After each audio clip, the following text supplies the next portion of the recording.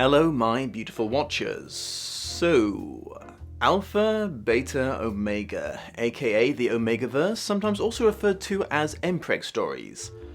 Where to start? The very basic too long didn't read concept is, it began life as an extremely kinky type of gay erotic fanfiction, but has since evolved first into more unique works and then into a niche but legitimate genre of romance literature. It's based around the idea of a universe where male human biology is fundamentally different to what we're used to, as it exhibits traits more commonly associated with canines, resulting in drastic changes to human sexual reproduction and society as a whole.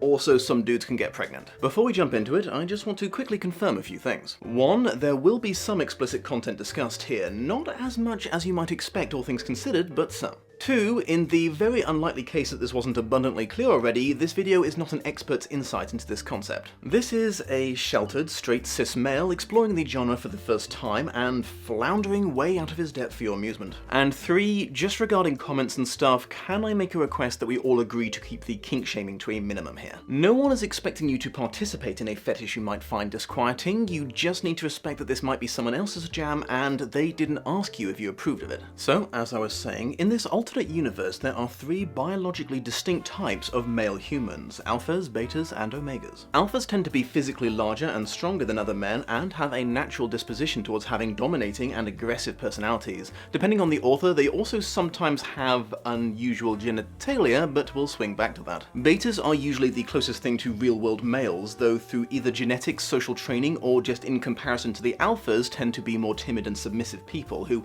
often defer to alphas for leadership and protection. Omegas, the most submissive and subservient of the 3 types of men, are the most significantly different biologically because they are able to get pregnant. They still have penises and testicles, but if they have unprotected anal sex with a man, they can conceive, carry, and birth a child. I'm not going to lie, I have not yet had the courage to look into exactly how the actual birthing works. I assume some sort of uterus equivalent is involved, and one has to deduce that the baby exits from the arsehole, because the alternative... I mean, it would be like watching footage of a snake eating a football, played in reverse. Omegaverse societies are almost always based on a hierarchy in which the alphas are unquestionably in charge and the first-class citizens, and the betas and omegas are assigned more mundane or less impressive roles. How strict this hierarchy is appears to vary wildly, with it sometimes being legally enforced on a governmental level, while other times it's considered an old-fashioned but still prevalent social habit like, let's be honest here, our universe's treatment of women. Actually, almost everything about the alpha, beta, omega genre varies wildly from story to story. Besides the absolute basics I just described, you never really know what you're going to get from a book. For starters, there's a massive sliding scale regarding just how many wolf-like traits are integrated into humans. At the bottom, there's the stories that are pretty much as close to the world as we know it, with the single exception of the 3 types of men, and some minor social changes to account for this. Somewhere in the middle you have the books where society is radically changed by men acting like dogs, with people forming territorial packs and choosing their friends, sexual partners, and leaders based solely on physical and combative ferocity. And right at the top you have the books that cross over with shifter romances, which I've talked about before, and make the lovers involved straight-up wolves or werewolves. Depending on where a story falls on this scale, you might also find some additional quirks mixed into the biology. Omegas might occasionally go into heat, sexual frenzies in which they can no longer control their actions. They might also have pheromone glands in their bodies that can drive nearby alphas to similar uncontrollable bouts of lust. And sometimes dudes might have more canine-inspired genitalia, with all the implications that will hold for people who are familiar with that sort of thing. Now, as much as it would fuel my channel to get thousands of comments mentioning that the alpha-beta pack mentality of balls was actually debunked years ago and is now loathed even by the guy who originally theorized it, I do feel obliged to point out that in a universe where men can get pregnant, outdated canine sociology is the least of the things that you are expected to suspend your disbelief on. Another inconsistent feature of the verse is the answer to the question that might have been on the forefront of your mind since the start of this summary. To quote Monty Python, "Are there any women here?" And the answer is sometimes. Sometimes women don't exist and never have existed in these worlds, and the omegas fill their role in society completely, but in other stories they're still around, but are only sexually attracted to alphas or betas. Like with pretty much every other romance book genre, there is also a scale of romance to smut. All the books seem to be at least a little sexual, but there are definitely some that concentrate far more on the meet-cutes than the fucking. You can also expect an almost limitless amount of genre crossover potential. BDSM is its most natural ally, considering how one-sided sexual power dynamics is an integral part of its makeup, but it's also been known to dip its toes into fantasy, science fiction, urban fantasy, and thriller. Heck, name a genre and there's probably at least one Omegaverse story set in it. Unlike something like Viking romance that seems to follow very formulaic setup and plots, the Omegaverse seems to truly be just a place to set the story that you want to tell in, and not what your story is going to primarily be about. Interesting fact, the fanbase for this content wasn't as exclusively gay male as I was expecting. The person who first clued me into this thing's existence was in fact a woman who just happened to be into these stories. She's also the real BDSM dom I went to for advice about 50 Shades' many failings. Appreciate you, Meg. So, what is the big appeal of these books? Oddly enough, my initial assumptions on this matter were slightly off here too, or at least were radically changed by the first novella I read. I'll explain what I mean when I come to the review. Cursory examination seems to suggest that the pheromone heat aspect was a big draw. People like the idea of two guys literally,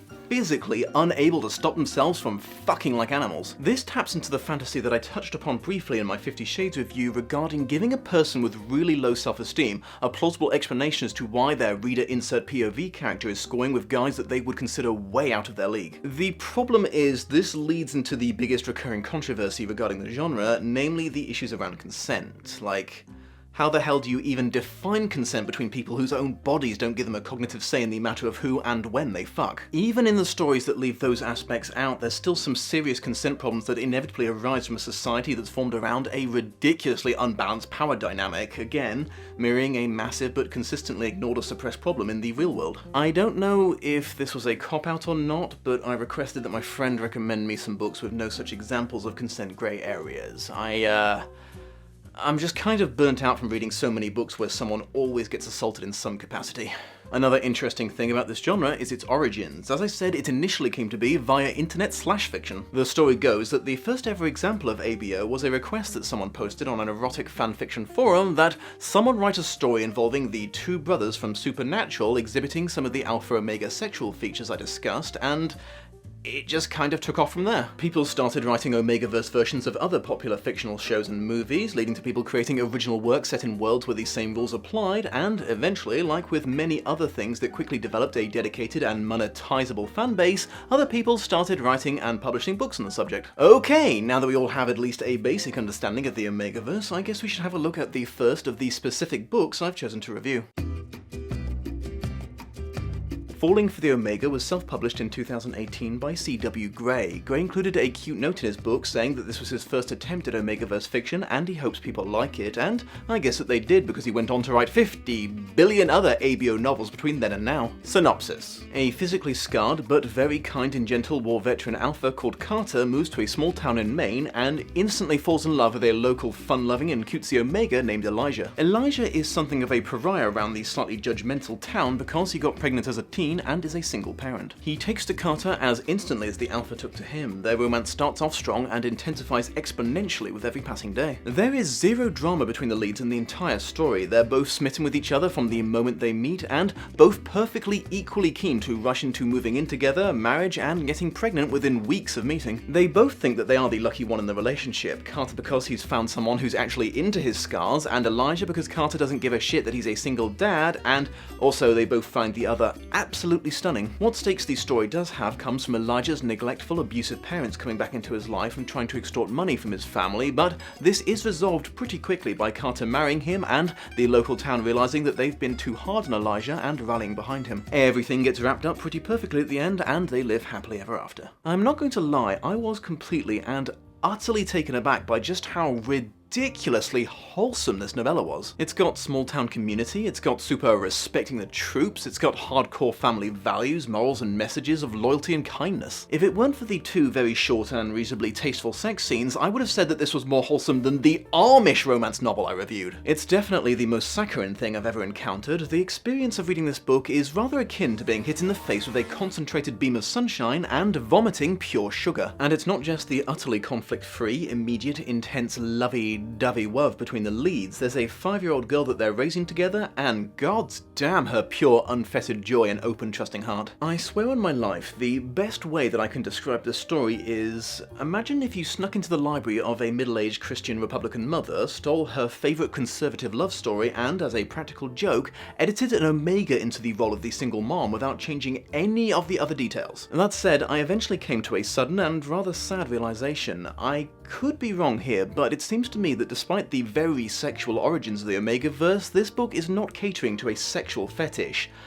It's more of a acceptance fetish. I hadn't really considered this because I'm an outsider who had never read any of these books before, but Alpha, Beta, Omega stories do appear to provide an escapist fantasy of a universe where gay men don't have to constantly fight for approval or validation of their existence. In this world, they are, and have always been, scientifically proven to be born with their sexuality, and they don't have to prove anything to anyone to get married or start a family. Old-fashioned conservative grandparents good-naturedly nag their grandsons about finding a nice man to settle down with, and they make hints about putting rings on fingers ASAP. Now, obviously this isn't supposed to imply that all gay men sit at home wishing their love life could be basically heteronormative but with men, but as someone who's never known what it's like to go without these privileges, it was just a little melancholy for me to think about how exhausted this book's fanbase must be if they get enjoyment out of reading about things that a straight reader would consider pretty day-to-day, cliché, or even mildly annoying. I wouldn't say that the writing in this book is bad, it's just, as I said, dangerous levels of saccharine and honestly a little two-dimensional. The good guys are kind and caring beyond realistic belief, the bad guys are evil as shit, and the love is instantaneous, pure, and eternal. Zero nuance to be found on any page. Oh, and FYI, the body issues-inducing cover is a total lie. Elijah is described as having a very average body for a guy. So yeah, not bad, but not what I was expecting, to the point that I figured I was definitely going to have to review another book as well to make sure I got a balanced experience with this genre. I went back to my friend and asked her to recommend me something a little dirtier. Daddy Needed, also published in 2018, is a book by Piper Scott and Sushi Hawk. Apparently Piper Scott is the pen name of 3 writers who work together, so I guess this book has between 2 and 4 authors. Synopsis. An up-and-coming Omega rock star called Toby can't manage his own life due to emotional dysfunction and a severe case of unmedicated ADD, and is endangering a life-changing record deal through his public bad behavior. He figures he can help his life and fulfill his sexual kinks in one fell swoop when he sees an ad for an agency that hires out daddy dom master alphas. Yeah, this one leans super hard into the BDSM. There's a contract and everything. Despite my trepidation regarding this, I would actually recommend this as a palate cleanser for anyone who's subjected to the horror of 50 Shades. Everyone involved is enthusiastically into their role in the sub-dom dynamic, the power ratio is even and respectful, the communication is good, and the consent is clear. Toby hires a gorgeous older guy called Thorn to be his daddy, and he immediately starts whipping his life into shape. If Toby acts out or does something that might damage his public image, Thorn,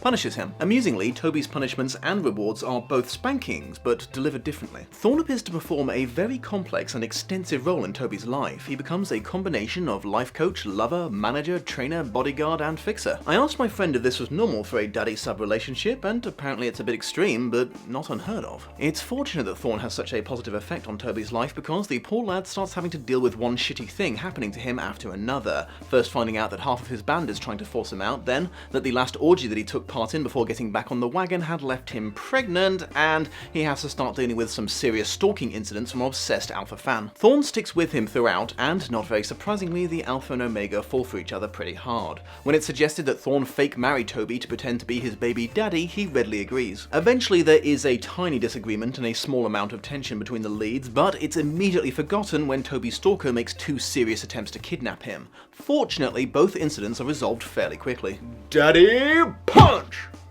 Thorn and Toby admit they're in love and make their relationship permanent and their marriage real. All other issues are sorted out, and Toby goes on to win a Grammy. The power dynamic in this one is interesting. While the Omega enthusiastically submits to the Alpha in day-to-day matters, he is still the rich, famous rock star here. Thorn is employed there on Toby's suffrage and could be easily dismissed at any time. He's also not afraid to stand his ground on the one occasion where he feels that Thorn is patronizing him in the not fun way. Unfortunately, there was one thing that seriously turned me off this book, and it has nothing to do with the Omegaverse or smut or anything like that. After Toby reveals that he had stopped taking his ADD medication in the very incorrect belief that he didn't need it anymore, I kept waiting for Thorn or one of the other level-headed people in his life to suggest that maybe he start taking it again or see another doctor about it, but that just never happens. The only people who even bring up him getting treatment for it is his mean, selfish, controlling, borderline neglectful parents, and as that description implies, it's not exactly portrayed as a positive suggestion. I don't necessarily think it was intentional, but this book pushes a lifestyle changes over medication message, and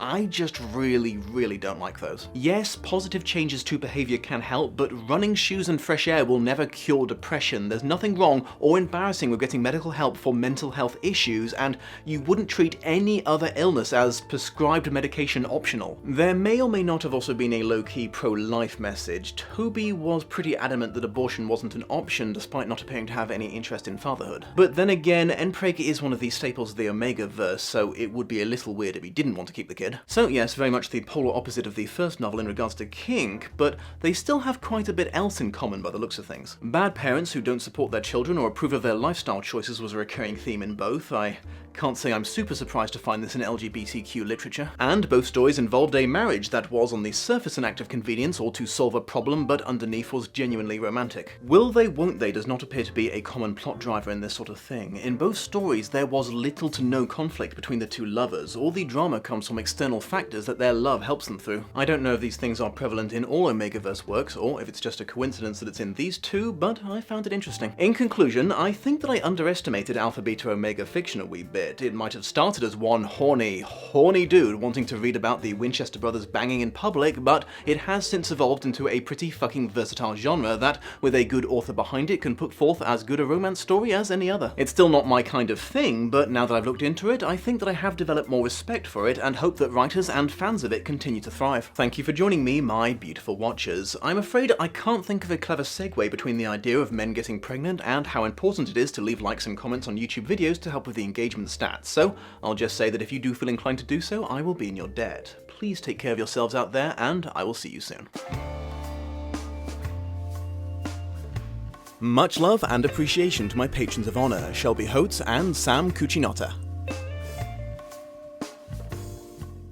Hello again, my beautiful watchers. I just wanted to take this opportunity to give you a quick reminder that there's a wonderful website called Patreon that's been allowing online producers to actually make a living doing what they do, since apparently YouTube's decided that they shouldn't anymore. Basically, they offer the chance to pledge a certain amount of money per month or per video in exchange for various rewards offered by the creator. There's a variety of stuff you can earn by becoming one of my patrons, including early access to all videos and taking part in that survey you see at the start of every Lost in Adaptation episode. That's actually a very important part of the process, as I use it to gauge how much I'm going to need to explain about the book and the film before I start comparing them. If you decide to become a higher level contributor, your name will be added to the credits that you're seeing right now, and you'll be given the option to join my private chat room so you can regularly talk with me and other patrons. If you're keen enough to join the topmost tier of patronage, you'll earn the most coveted of all the rewards, the chance to pick a future adaptation to be reviewed by yours truly. However, if right now you are thinking, my goodness the Dom, I can't do that. According to the rather unusual laws of my country, I must defeat several alligators in Mortal Kombat before I'm legally allowed to support online content, and